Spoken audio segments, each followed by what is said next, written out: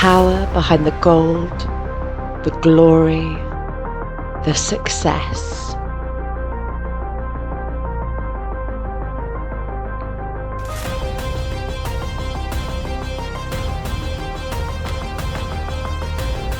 All starts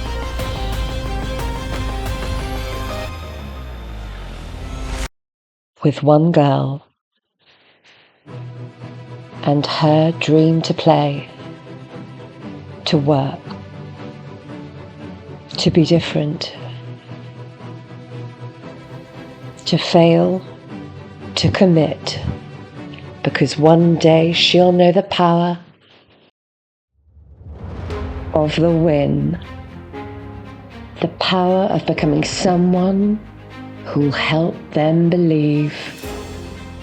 And in that moment, she's never alone, because in sport, there is no bigger power than the team behind her.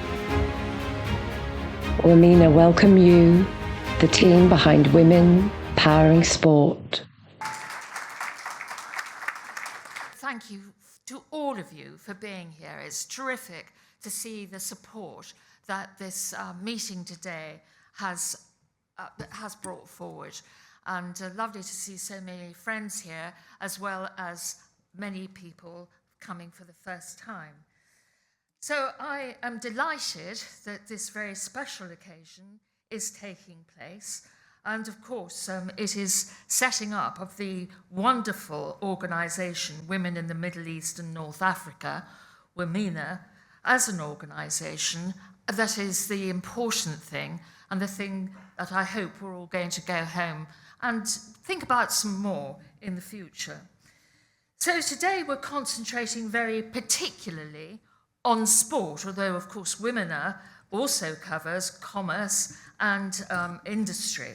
But today is the day for sport and for women's increasing participation in sport and in exercise, and encouraging girls and young women to develop their sporting capabilities to their fullest capacities for enjoyment, yes, but also, of course, for being able to take part in international sport in the way that so many young women are these days. But I have to make a bit of a confession at this point. I talk about this as though I've got great experience of sport myself. I don't. I have always been absolutely hopeless at eye-hand ball coordination. It's all been a mystery to me. The one thing I could do, though, when I was young, was I could run fast. Now, most of my family didn't know this, but I used to win races at school and that sort of thing. And then came the day of my son's sports day. And all the young mummies, much younger than me, were getting ready for the women's race. And my son said to me, "Aren't you going to do it, Mummy?" And I said, yes, all right, I will. And I did. And I won. And it was such a thrill. I can't tell you. My poor son, I thought he was going to have a fit. He was so thrilled and delighted to discover this new point in his mother. It's a little point about me, but it is a point about all of us, that when we try, sometimes we really can do it. We've been delighted to have the support that we've got for today's event, and I would particularly like to give a very warm thank you to His Royal Highness Prince Khalid and to the team in the Saudi Embassy for all their support. They've been really terrific, and it's been enormously helpful in getting today together. I also want to thank not only Tara, but Laura Curtis, and of course also the Arab British Chamber of Commerce, Prince Khalid, as I said, the team there, the sponsorship that we've had from the Saudi Bank and also from Portas and Wesserman, all hugely appreciated, as has been the help from the Arab British Chamber of Commerce. But of course today's meeting simply wouldn't be happening at all were it not for the commitment and the indefatigable energy of Tara Thomas and Laura Curtis, who've set up Today and WiMENA. They have been unstinting in their support throughout the groundbreaking exercise And together with, as I say, the Arab British Chamber of Commerce, they've been able to bring together so many people for whom this is, I hope, going to be a memorable event. None of this would have been possible, of course, without the Bank of Saudi, Portas and Wesselman, who I think I've mentioned already. But mostly, it's thanks to all of you. Thanks to all of you for being here and for supporting this groundbreaking event. I hope you're all going to have an enjoyable day, and I hope you'll go away with a bit of spirit in your heart about supporting the endeavours on sport in the future for our young women, and may I say, for our mummies as well. Thank you very much indeed. Well, hello everyone.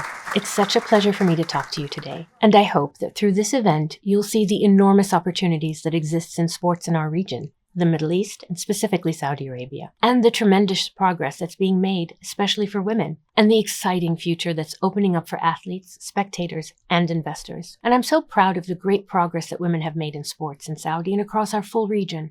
Sports are a powerful force for the advancement of women, both in my country and around the world. And through sports, women can not only achieve their dreams on a pitch, a court, or a field, but also drive social change.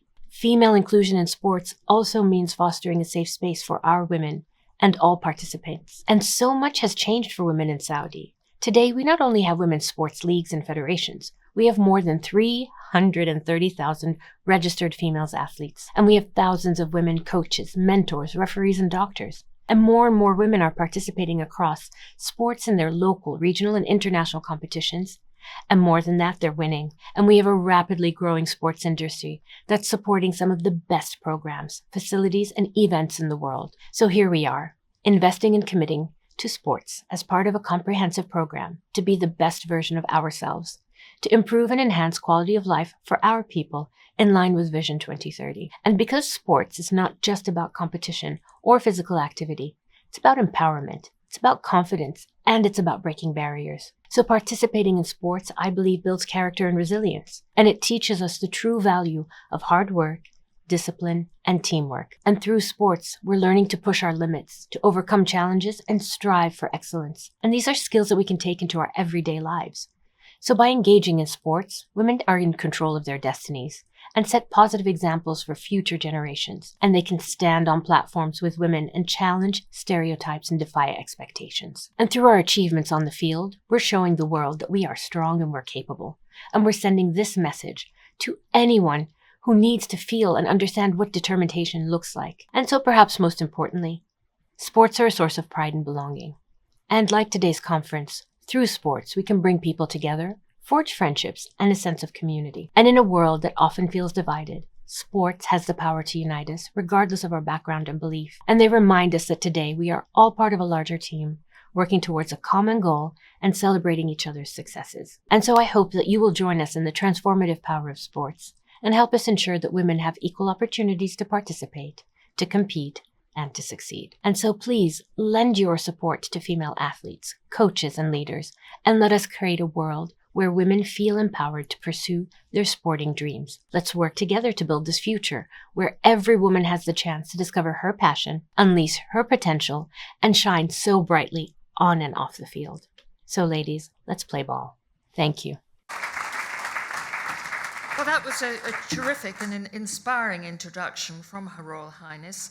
And now, if I may, I'm going to turn to our next speaker, His Royal Highness Prince KHALID bin BANDAR Al Saud, to give us a view about his points on women in sport. Thank you very much, Baroness Simons, and good morning to you all, ladies and gentlemen. It's a pleasure to be here with you today. You've heard a fantastic introduction to the subject of women in sport in Saudi Arabia. But we're here to discuss women in sport in the Middle East, not just in Saudi Arabia. I can speak for Saudi, but it's important to remember how wide this issue is.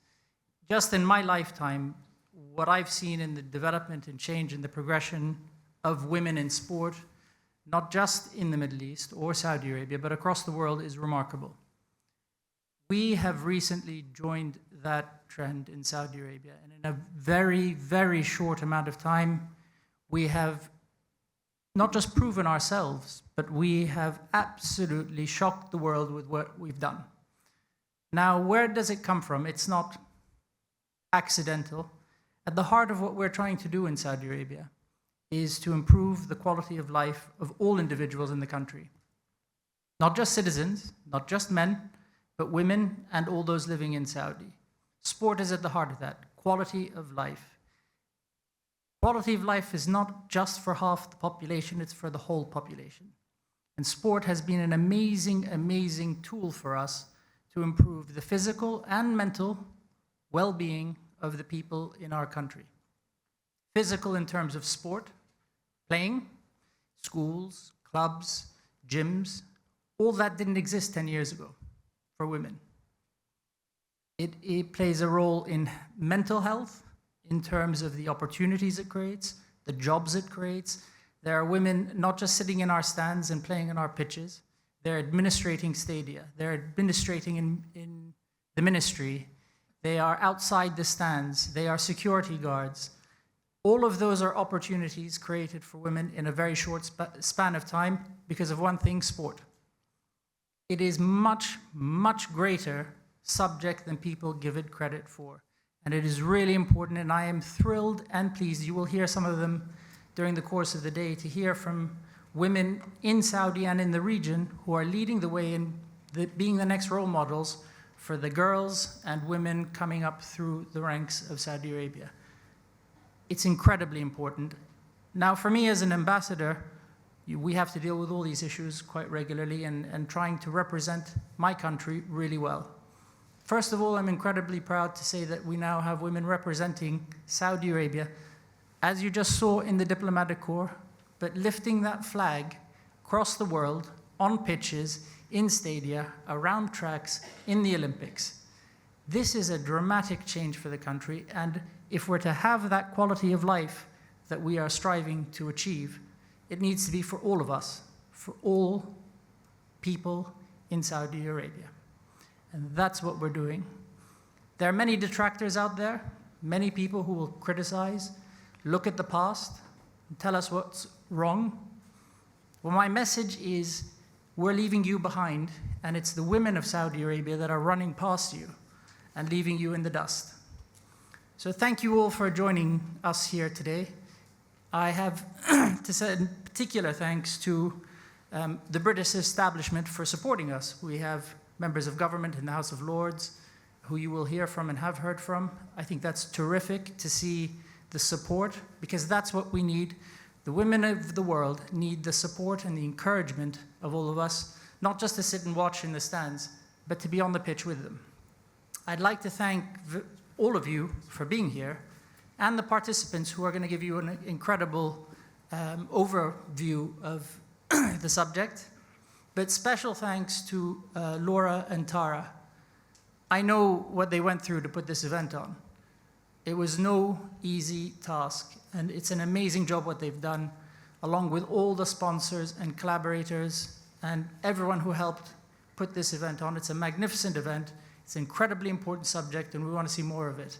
So thank you all for coming, and I would like to make one apology, is that I have to leave right now. Coincidentally, today is my daughter's sports day at school. Both my daughters. A day I can't miss. Having just asked you to encourage and to support, I need to go do the same. But hopefully I'll rejoin you at the end of the day after the sports day is finished. So thank you all for coming, and I hope you have an incredible afternoon. And I will see you soon, inshallah. Thank you.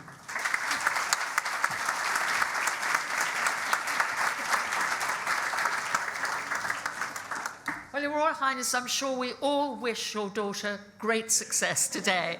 Good luck to her.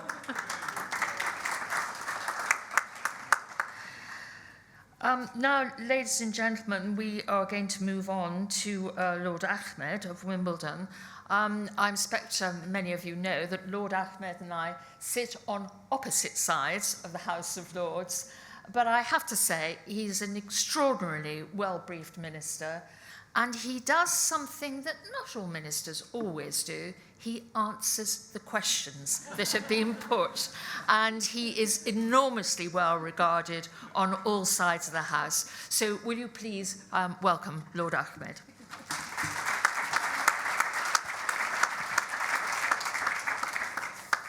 Well, good morning and assalamu alaikum, and thank you for that very kind introduction. You know, as I was coming here this morning, I'm delighted I was joined by Sadiqa, my wife, as well. And women inspire not just other women, but they inspire men as well. I've been very fortunate to have a guiding hand of incredible, inspiring women from the early childhood of my mother, when I was stuck on fractions and thought that maths or finance was not for me.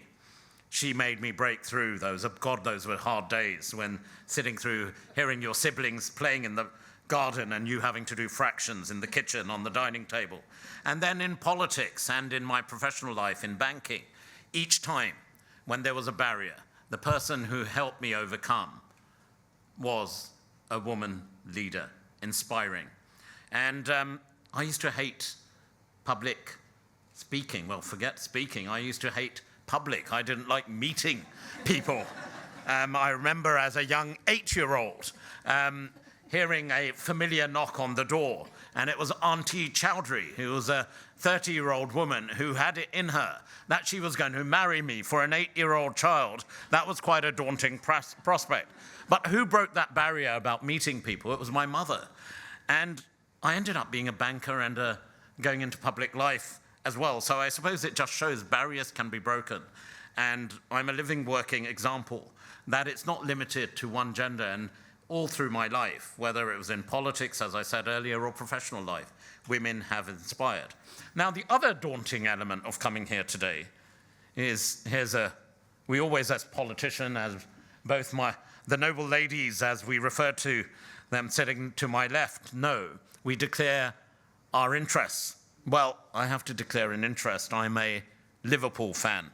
Now, as I was coming round the corner, there were various blocking attempts made. There was someone trying to put new lights up, then there was another slow-moving truck, but we battled through.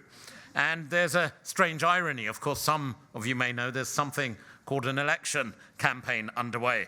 And there's a kind of strange flipping here, that I'm a red by football and a blue by politics. So being at Chelsea perhaps is a kind of nice coming home as well. But in congratulating everyone who's put this event together, I'm really grateful to women in the Middle East and North Africa and the Chamber of Commerce for bringing us together. Apart from Baroness SYMONS, who's always very kind, and she herself has served as a minister in a previous government, and also very knowledgeable about the Middle East. I'm truly delighted and indeed honored to be here with my really esteemed colleague, indeed a dear friend, Baroness GREY-THOMPSON, Tani, as I know her, and many who know her as friends. And I'm sure all of you know, she is amongst the greatest of Brits. She is Britain's greatest, indeed, Paralympic athlete, with an incredible, not 1, not 2, not 5, not 10, but 16 medals. Let's hear it for Tani.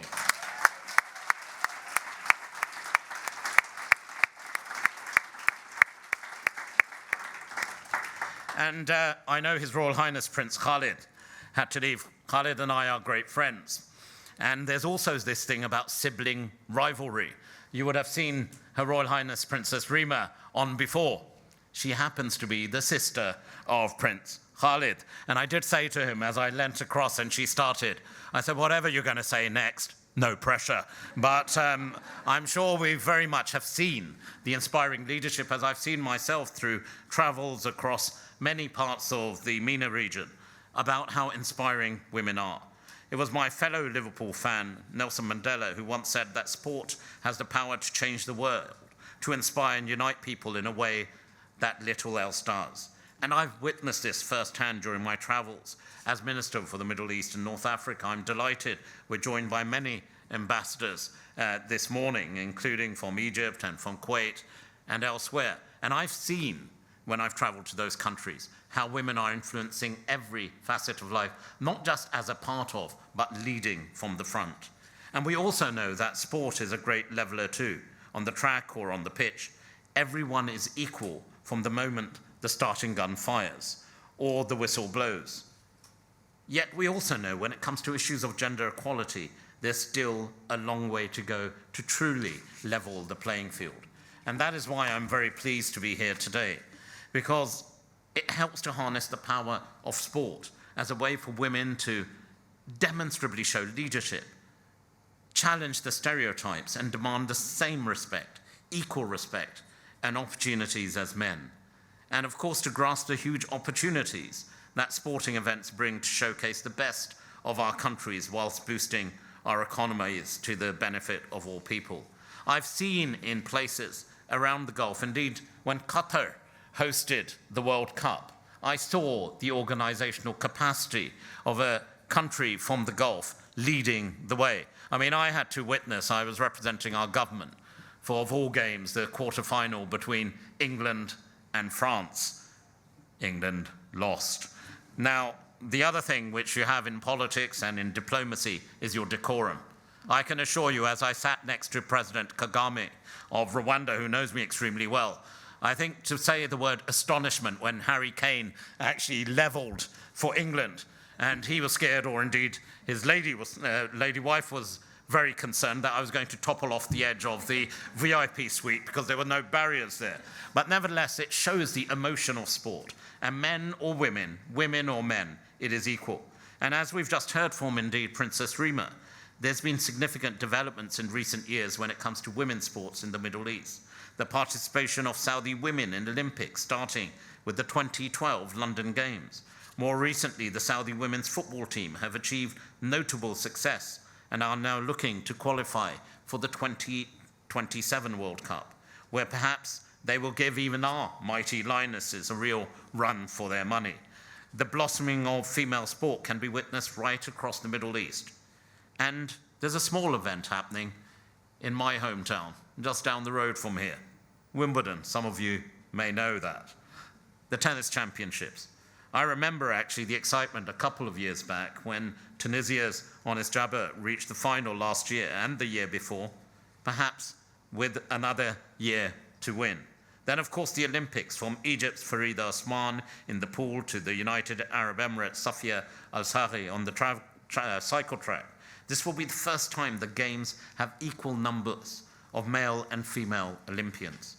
And this is hugely welcome, because as that trailblazing sportswoman, again, you'll excuse me as a Lord Ahmed of Wimbledon, that I use a tennis analogy, it was Billie Jean King who put it. You have to see it to be it.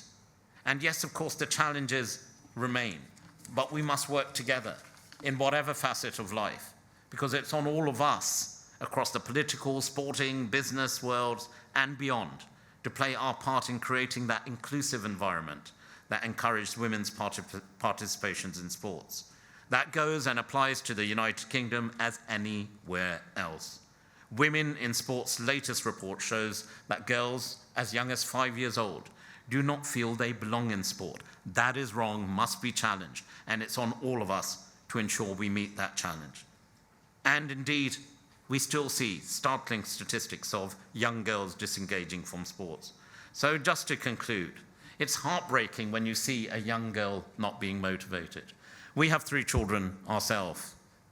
Our eldest is a daughter who's currently doing her A-levels, and as Prince Khalid said, we all have panic moments.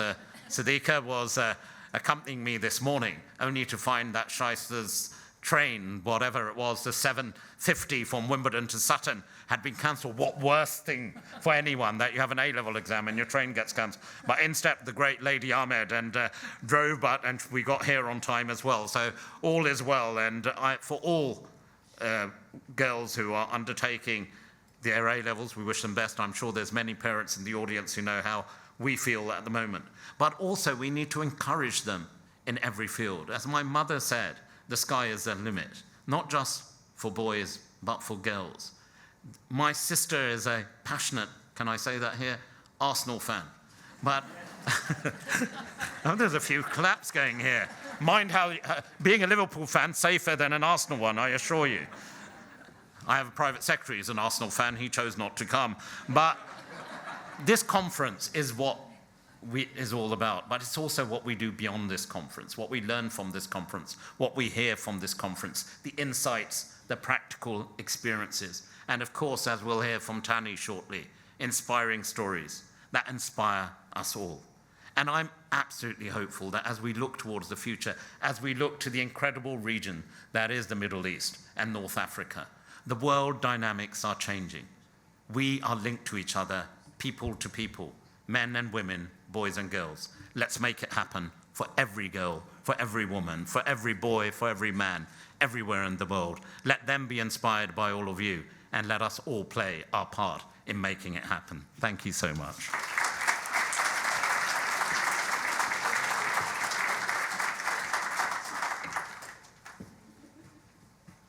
Well, Tariq, I knew there was a very good reason why I asked you to come today. That was a tremendous speech. Thank you very much.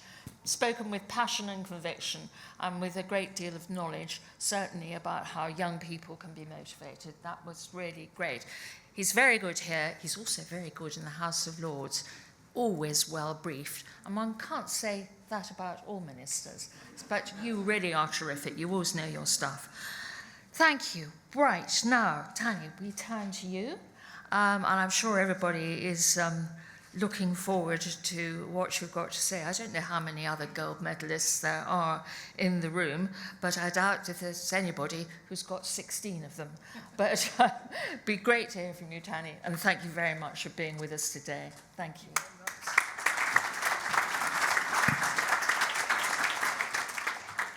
Good morning, and thank you very much for the kind invitation to be with you today. And it's always a pleasure to share a stage with, I think I'm able to say it in this context, my noble friends. The House of Lords has its very own and very strange language. But one thing I think we're quite good at doing is finding solutions.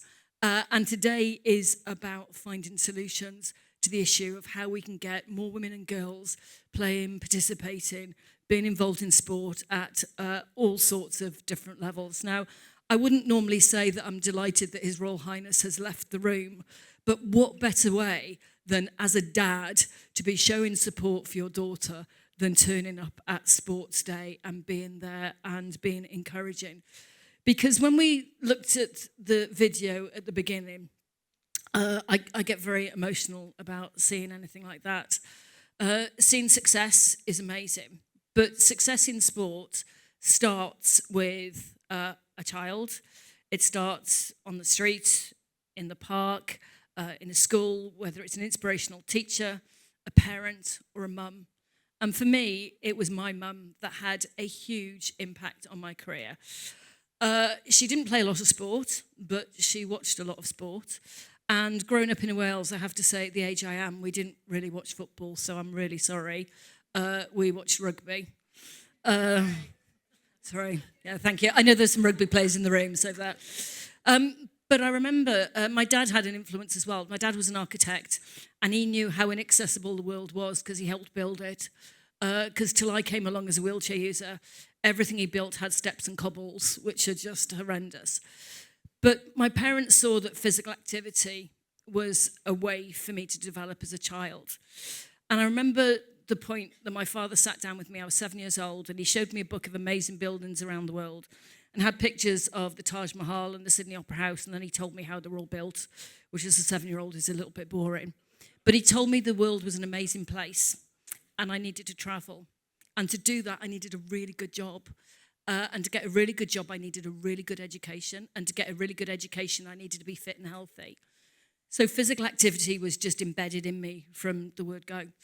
And a few years ago, he wasn't well. We didn't have much time left, and I wanted to say thank you. We're sitting by his bedside, me and my older sister. And I said to Sean, I'm going to tell Dad how much his words meant to me, how much of an inspiration it was, how those few words changed my life. And she said, he'll never remember. And I went, of course he'll remember. It's like the biggest moment in my life. He will remember it. And I said to him, do you remember that time? And he said, no, I've got no idea what you're talking about. Brilliant. Sean is absolutely crying with laughter. And a bit later he said to me, oh, I do remember it. Okay, great, thanks. And he said, actually, you were quite an annoying child and we just didn't want you living at home forever. Okay, slightly different to what I thought it was. But it shows that there are moments when we can encourage or we can detract from young people's vision of what they can do with themselves. And I grew up believing I could do anything because of my parents' passion for physical activity. And was physically active. My route into wheelchair racing, which was my sport, I'd love to tell you I was brilliant at everything. My route was by playing a million different sports, which I was really bad at. And I do remember saying to my mum, I'm going to play for Wales one day. And she said, okay, what sport? I went, rugby. And she went, well, you can't do that. What, because I'm in a wheelchair? And she went, no, well, and because you're a woman. Because, again, my age, women didn't play rugby because we were too delicate and, would get hurt and, we didn't have the right mental capacity to do it. I mean, it's not that long ago that the attitude towards women in sport was very different. So it's amazing to see the changes that we're going through. And when His Royal Highness talked about the past, I think we need to understand the past and learn from it, not criticise it, because we have to understand the past to understand where we're going. And it's about looking forward to all the amazing things that we can do. So now, a couple of weeks ago, I got to present the shirts to the Welsh women's rugby team. I cried all the way through. Because now the recognition for the Welsh women's rugby team is incredible. It'd be great if we won a few more matches. But those young women will be inspiring a whole nother generation of both boys and girls to do differently. And I was on a train a couple of weeks ago listening to two young boys talk about their favourite football players. And they were talking about Mary Earps. I cried. Sorry, I'm very emotional. And the mum was with them, and I just said to them, well done. And she went, oh, no, it's good. Because these are the moments that, are not big medal-winning moments. They're not on TV. There's not loads of publicity. But those big moments will change things in ways that we can't expect, and we wouldn't have normally have expected. And if you look back to 2012, which I was hugely proud to have worked on the bid and the games for 10 years and legacy for 10 years, and in some way we're all working on legacy of those games. The 2012 games were known as the women's games in the UK because of the medalists and because of the stories and because of the inspiration. Now, Olympics, Paralympics can't do that on its own. There needs to be programs around it. There needs to be some investment. You can't just expect 2 weeks of an Olympics and 2 weeks of a Paralympics to change the world. But there's some of the keys that we can use to unlock the doors to change attitudes. And for me, in the Paralympic movement, it's a young movement. We've only really been going since 1960. And the movement only really started because of the Second World War. In the UK, life expectancy as a paraplegic or as a quadriplegic was between 2 and 5 years post-traumatic injury, and you were left in hospital to die. And what happened was Sir Ludwig Guttmann, who'd escaped Nazi Germany, came to the UK, and he was in charge of Stoke Mandeville Hospital, and they didn't have enough bed spaces for the number of war injured that were coming back. So he used sport and physical activity to rehab patients to get them out. And he was the person who, right from the late 40s, had the idea of creating a games when everyone told him, you shouldn't bother. It's a bit like when we bid for 2012. We shouldn't bother because we're not going to win. Well, if we do win, we're not going to build it. Well, if we do build it, no one will buy tickets. If people do buy tickets, it's going to rain. And then it was amazing. But it's people who stand up to everyone saying, no, you can't do it, you shouldn't do it, that they're the people who can change the world. And I remember in my very, very early years of being involved in wheelchair racing, somebody said to me, isn't it a really unfair sport? I go, why? And they said, well, doesn't it depend on how fast the person who pushes you? Yeah, we don't get pushed. I push myself. No, we do. I mean, that was a very long time ago. But it's changing those. It's doing it sort of bit by bit. And we are at a moment in time for women's sport where it's stronger than ever. Rugby, cricket, football, netball. They are starting to change the world. The Olympic and Paralympic Games will come behind that and provide further inspiration. But it's us in the room that can make a change. So today, I mean, it's amazing. It's a bit like a school reunion. I've seen lots of old friends. But what's even more brilliant, I've seen lots of people that I don't know. And what I would say about today is use it to make connections, to learn. So just, there will be problems that will come our way that we don't know how to sort, but there'll be solutions in this room. And that's something that's really important to look at. Because I've got a 22-year-old daughter. You will get through A-levels, I promise. It's fine, I think. She still speaks to me, so I think that's a huge win in my life. But the same way that my mum was an inspiration to me, I tried to be a little bit of an inspiration to my daughter. She hates running with a passion, had no interest being involved in athletics. She does a completely different sport, which I think is amazing.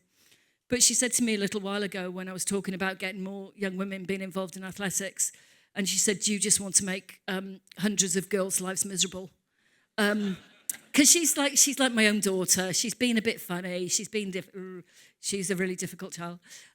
She's kind of being challenging. And I said to her, no, I don't just want to make hundreds of girls' lives miserable, Karis, doing a sport and physical activity. I want to make millions of girls' lives miserable. And she smiles at me and walks away. She knows how to push those buttons. But there's nothing miserable about being involved in sport and physical activity. What there's huge benefits, whether that's for work, for health, for education, you name it. The benefits are worth us trying to bring about this change. And if we can influence just a few more young women's lives to either to play or to be involved in sports administration or to be involved in judging and refereeing, those barriers are being broken down. And we need to do it. And Lord Ahmed mentioned women in sport. And there's loads of incredible organisations that we're very lucky to have in the UK. Women in sport have their 40th anniversary this year. I was involved not quite 40 years ago. But the things we were talking about then, about coverage, sponsorship, media coverage, the portrayal of women in sport, we're still talking about some of those things, admittedly from a much, much better place. But that's why I think it's always important to look back, to look forward, to remember why we're trying to do it, because it's to change those young women and girls' lives, to make sure they have the same opportunity that I had, that many of us in the room had. We can do that. We can make the world a much better place. So thank you very much.